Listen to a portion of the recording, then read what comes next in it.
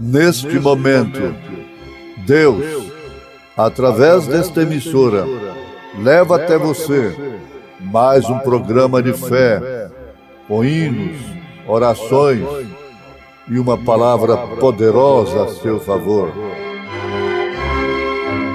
Fé para vencer o mundo. Somente crer, somente crer, tudo é possível, somente crer, somente crer, somente crer, tudo é possível, somente crer.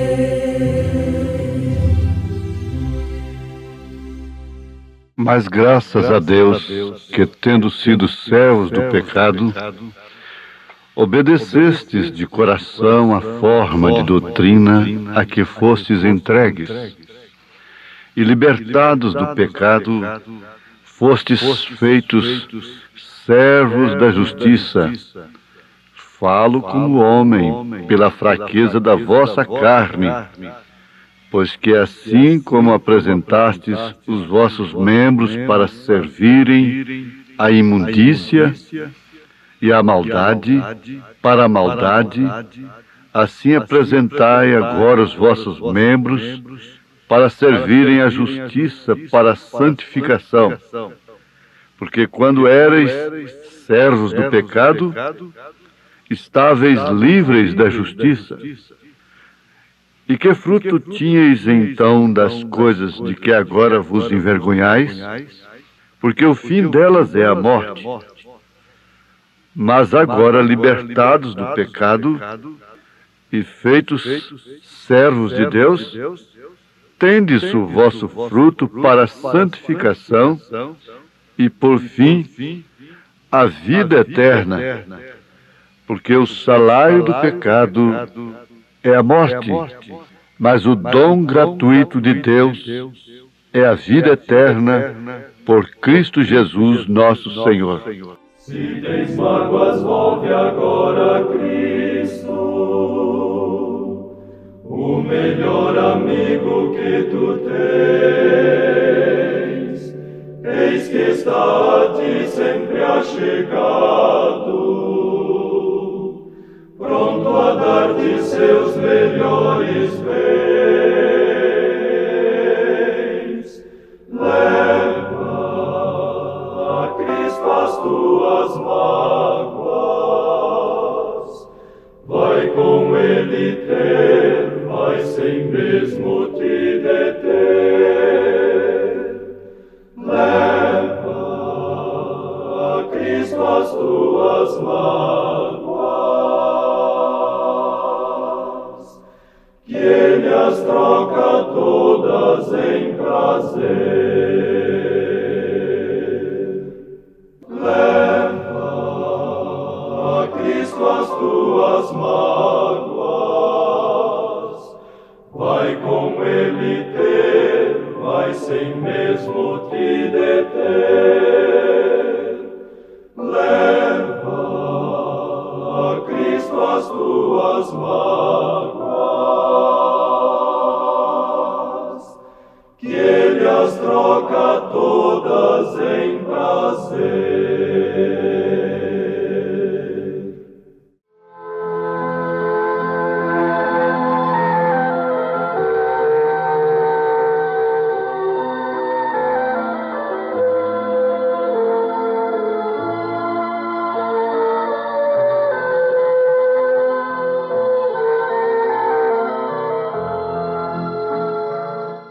Então, meus ouvintes, vamos ouvir mais verdades.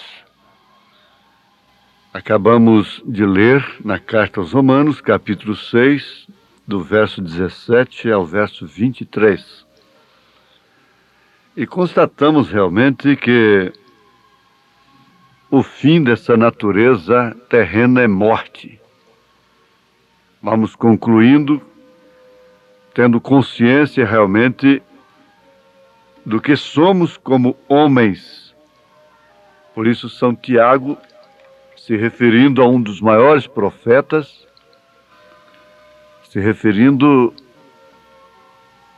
ao Espírito especial de Deus, enviado à terra por 5 vezes, se referindo a Elias, ele disse que Elias era homem sujeito às mesmas paixões que somos. Ora, se Elias era sujeito às mesmas paixões que somos, então está claro, isso é desde o princípio, nós sabemos que não há homem nascido de mulher que possa ser infalível, possa ser Cristo na terra, possa ser sumo pontífice. Isso está claro. É tanto assim que Deus fez pacto com o homem dentro desta perspectiva, mas nenhum dos pactos que ele fez o homem pôde cumprir. Por fim, ele fez o pacto com Abraão incondicional. E nós devemos reconhecer, em primeiro lugar, que somos falíveis em todos os aspectos, como homens, como carne. O povo se esquece de que seus deuses são humanos. Isso quer dizer que o povo endeusa o homem, dá infalibilidade para um homem, idolatra o homem. É assim no esporte, na vida artística, do cinema, da música. E depois, quando esse homem tem que mostrar que é homem, não é? Que é falho, aí então o que fazem? Matam o homem. A mesma lei, a mesma mídia que põe lá em cima, joga cá embaixo, pisa depois. O mesmo homem faz isto. Se esquecem de que são homens. Isto quer dizer, todos pecaram, todos pecam. Agora, só há um remédio. E esse remédio começa pela oração daquele publicano pecador. O fariseu estava lá, batendo no peito lá, sei lá, e gritando lá, e aquela oração de fariseu. Eu não sou como esse publicano, eu não faço isso, não faço aquilo. E de repente o publicano humildemente orou dizendo: tem misericórdia de mim, miserável pecador, ó Deus. Resultado, aquele que orou assim, reconhecendo, voltou justificado para casa. E o fariseu continuou sendo fariseu. Mas há um meio correto, há uma via correta. Esta via é o sangue de Emanuel. Correu aqui nas veias de Emanuel, que nos livra e apaga todos os nossos pecados. Esse Emanuel, esse Cordeiro sangrento, nos representa diante de Deus, em seu ofício de pai, de rei, que não pode admitir chegar após si nenhuma imundície. Mas ele próprio proveu o meio. Ele próprio comprou a igreja com seu próprio sangue. Então ele vê o vermelho através do vermelho, e por isso é branco, é alvo, mais alvo do que a neve. Alvo mais do que a neve, alvo mais do que a neve. Agora, existe uma libertação do pecado, daquilo que nos condena. Essa libertação não é um divórcio. É que um velho marido morre. Então nasce uma nova criatura. As coisas velhas se passaram. Aí então Calvino disse: uma vez salvo, para sempre salvo. Já vem Armínio dizendo: não é assim. E nós já analisamos isso. São duas classes de salvos. E para esta primeira classe, a coisa é muito mais difícil aqui na terra. A coisa foi muito mais difícil para Abraão. A coisa foi muito mais difícil para Moisés, para Josué. A coisa foi muito mais difícil para Ruth, Noemi, do que para Orfa. A coisa foi muito mais difícil para Davi. E assim você vem vindo, passa para o Novo Testamento e vê como foi difícil para a igreja primitiva. Como foi difícil para São Paulo, para São Pedro. E Davi, no Salmo 73, chegou a dizer que esteve com seus pés em lugares escorregadios, porque ele via o ímpio prosperar. E ele, sendo justo, sofrendo tanto. Mas note, até que entrei no templo de Deus, então atinei com o fim deles. Você está vendo como foi custoso para o nosso irmão Jó? O quanto foi custoso para Maria depois que ela recebeu a visita do anjo e concebeu do Espírito Santo? Então a coisa é mais difícil. E você, por si mesma, espontaneamente escolhe. Você vê que quando Noemi mandou as suas noras voltarem, porque sua vida era amarga, me chame de Mara. Mara quer dizer amargura. As águas de Mara eram amargas. Vocês voltem, vocês são novas, vão se casar. Então, o que aconteceu?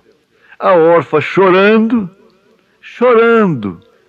Como essa igreja chora. Noemi representando a igreja ortodoxa, a Ruth, por sua vez, a escolhida dos gentios, a órfã essa nominal, que volta, como São Pedro disse, volta ao vômito. Volta ao vômito, volta ao lamaçal. Volta aos credos, volta aos dogmas, volta para a política, volta para aquilo que vomitou no início da era, quando sofria realmente por causa da mensagem de sua era. Mas volta. O remanescente, aqueles que ficaram, que se denominaram, voltam. É órfã. Por quê? Você quer o evangelho mais fácil? Você quer uma igreja mais social, que combine com sua posição social? É assim que é a coisa. Isso é analisar friamente, da forma que é. Não é lendo catecismo, não. Nessa mensagem escrita, não. Isso aqui você vê que é realmente um fato. Tem que ter igreja e evangelho para cada classe social. É porque o governador, o senhor doutor fulano de tal, o grande empresário, não pode estar ali lavando os pés daquele carroceiro, é claro. Para começar, eles nem têm lava-pés. Eles não cumprem a ordenança de Jesus. Eles não têm a ceia conforme ela deve ser. Agora, estrada larga não é para a noiva, não é para a esposa do cordeiro, porque ela dá a vida pelo seu prazer. O prazer dela está na lei do Senhor, e nessa lei ela medita de dia e de noite, porque ela é como uma árvore plantada junto a ribeiros. Agora, isso é muito bom ser visto à luz da palavra.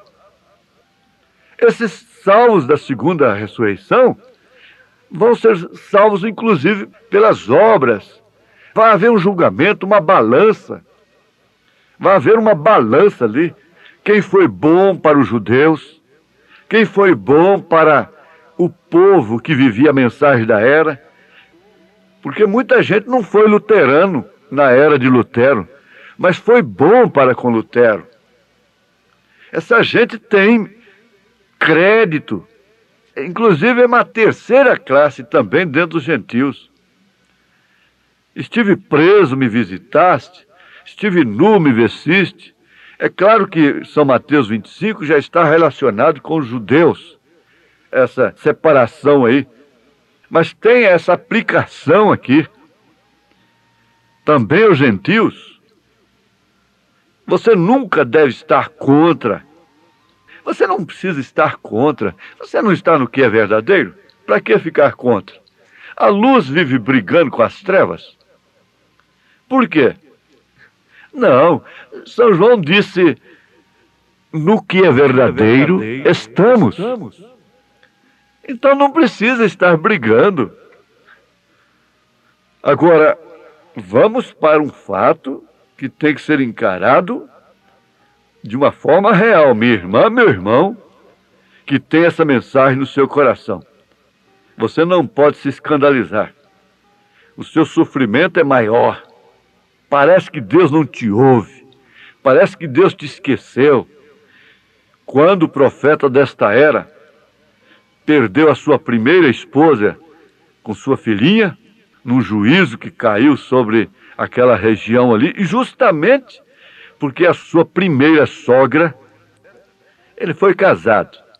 Ele foi casado por 2 vezes. Ficou viúvo e tornou casado porque Deus mandou ele casar, e São Paulo mandou que o bispo fosse casado. E São Pedro também foi casado, viu? E teve sogra. Inclusive ele gostava muito da sogra dele, que ele levou Jesus na casa dela para orar por ela e ela foi curada.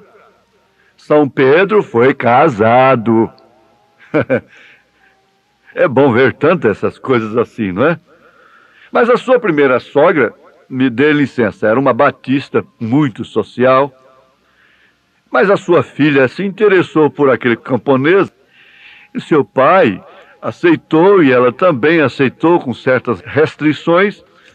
E quando Deus, o profeta foi batista também, chamou o irmão Branham para a obra pentecostal, a cura divina, curar câncer, ressuscitar mortos e coisa, então ele mandou, Deus fez com que ele recebesse milhares de convites dos pentecostais, dos irmãos que criam nos dons.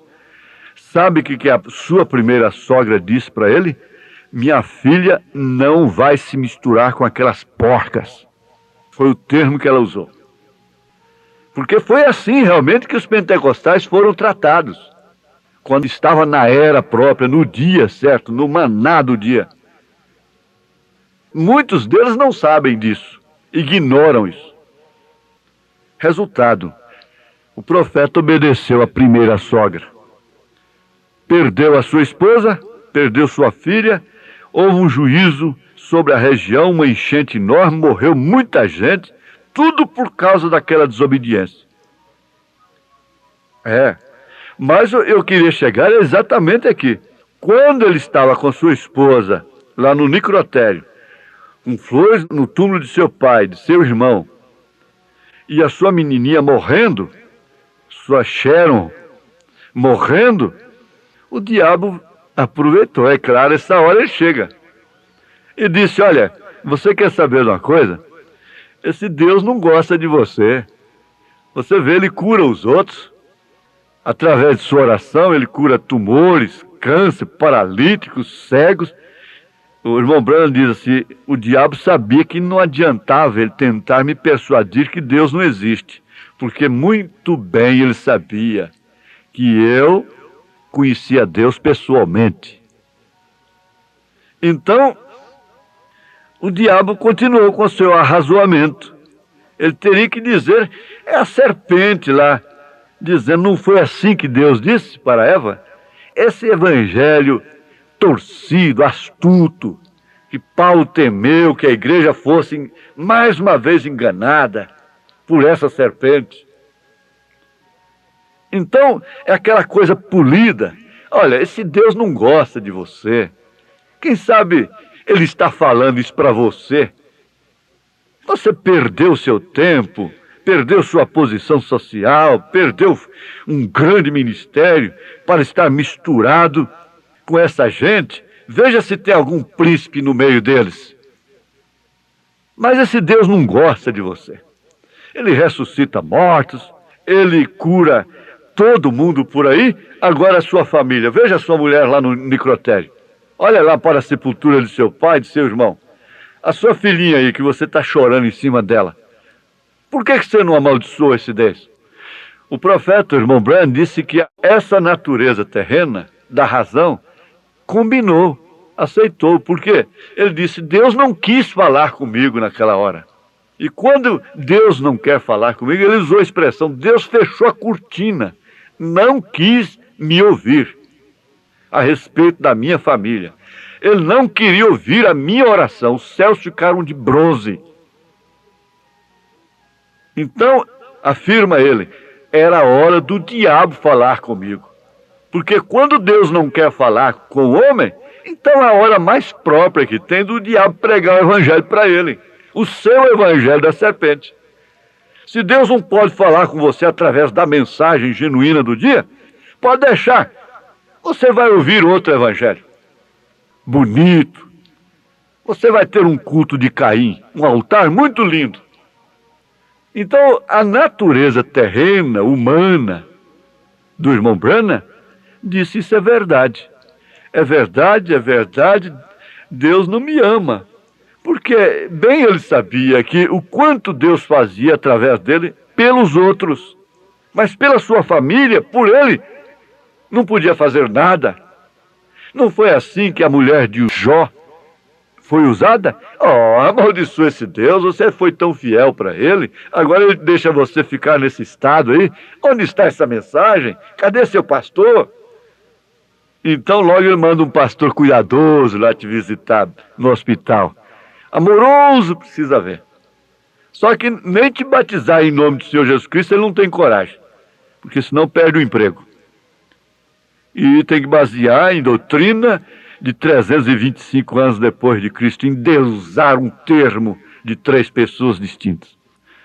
Ah, meus irmãos, meus ouvintes, a broca foi perfurando o William Branham, a massa, a natureza humana, os sentidos, a razão, foram tomando lugar.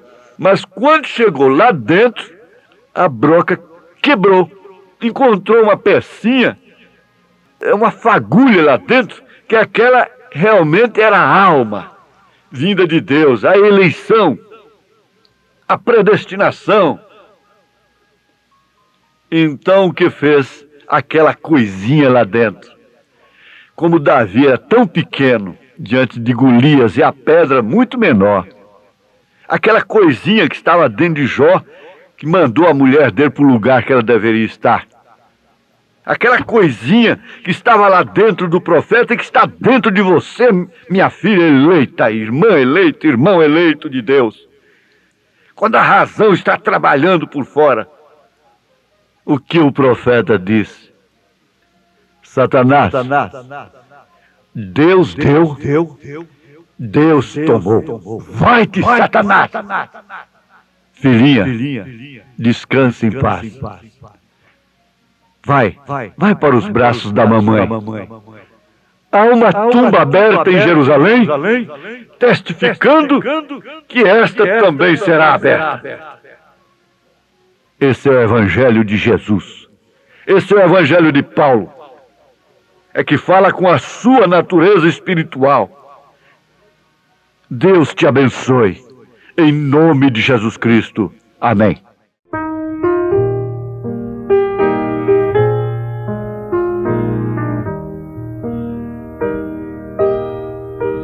Que emoção ter Jesus como amigo. Quanta paz poder viver e desfrutar.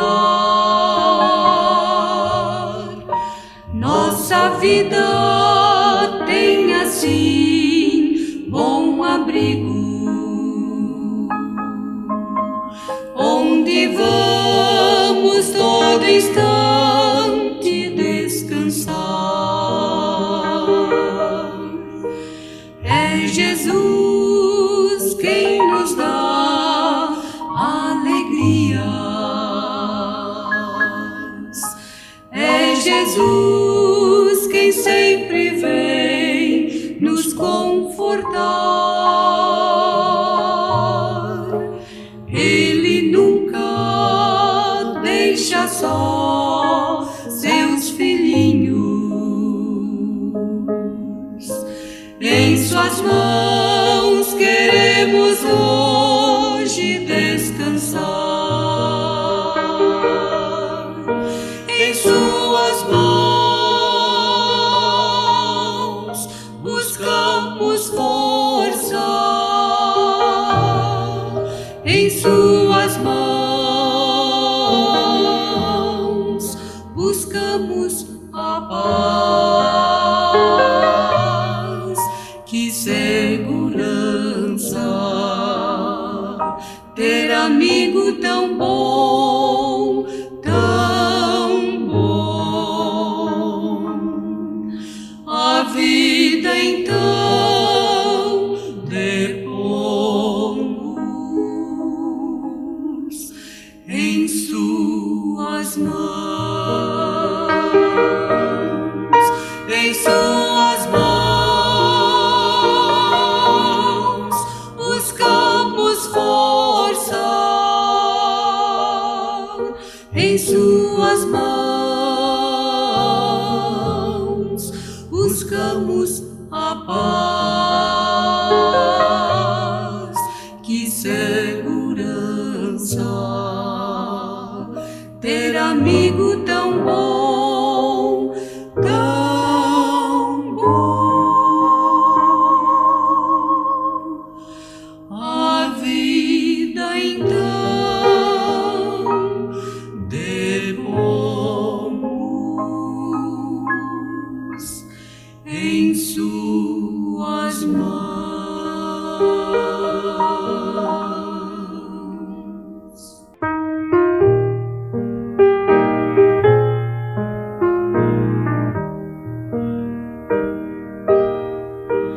Que emoção ter Jesus como amigo. Quanta paz poder viver e desfrutar. Nossa vida tem assim bom abrigo,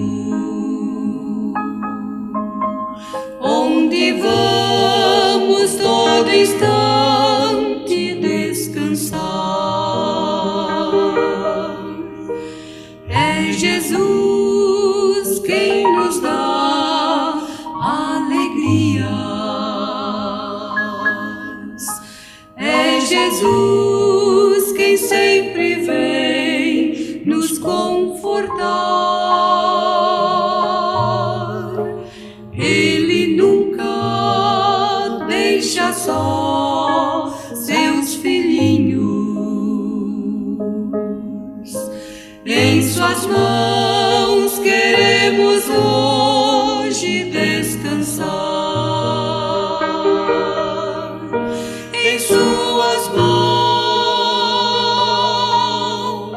buscamos força. Em suas mãos buscamos a paz. Que segurança ter amigo tão bom, tão bom. A vida então depomos em suas mãos, em suas mãos buscamos força.